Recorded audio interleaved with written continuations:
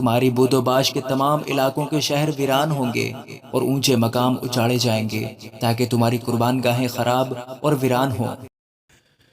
خداوند کے زندہ اور پاک کلام میں سے حزقیل اس کا 6واں باب۔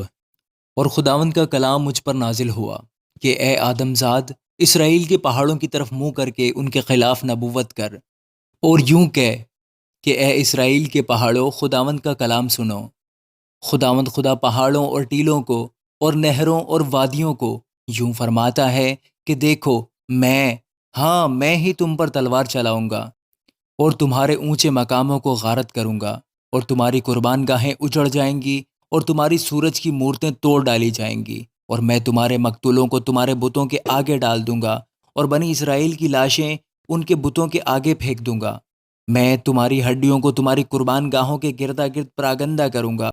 تمہاری بود و باش کے تمام علاقوں کے شہر ویران ہوں گے اور اونچے مقام اجاڑے جائیں گے تاکہ تمہاری قربان گاہیں خراب اور ویران ہوں، اور تمہارے بت توڑے جائیں اور باقی نہ رہیں، اور تمہاری سورج کی مورتیں کاٹ ڈالی جائیں اور تمہاری دستکاریاں نابود ہوں، اور مقتول تمہارے درمیان گریں گے، اور تم جانو گے کہ میں خداوند ہوں۔ لیکن میں ایک بقیہ چھوڑ دوں گا، یعنی وہ چند لوگ جو قوموں کے درمیان تلوار سے بچ نکلیں گے جب تم غیر ممالک میں پراگندہ ہو جاؤ گے،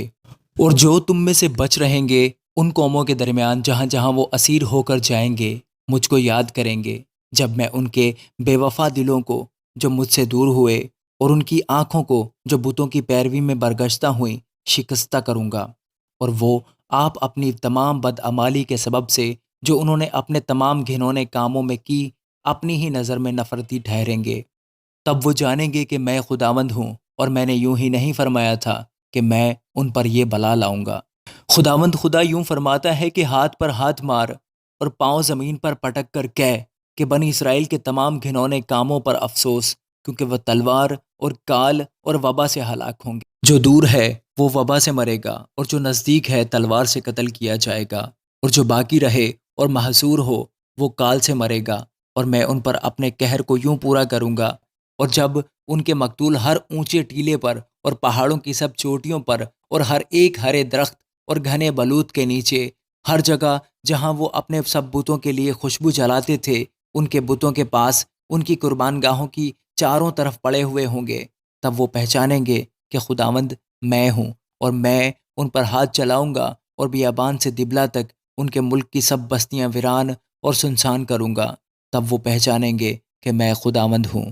آمین۔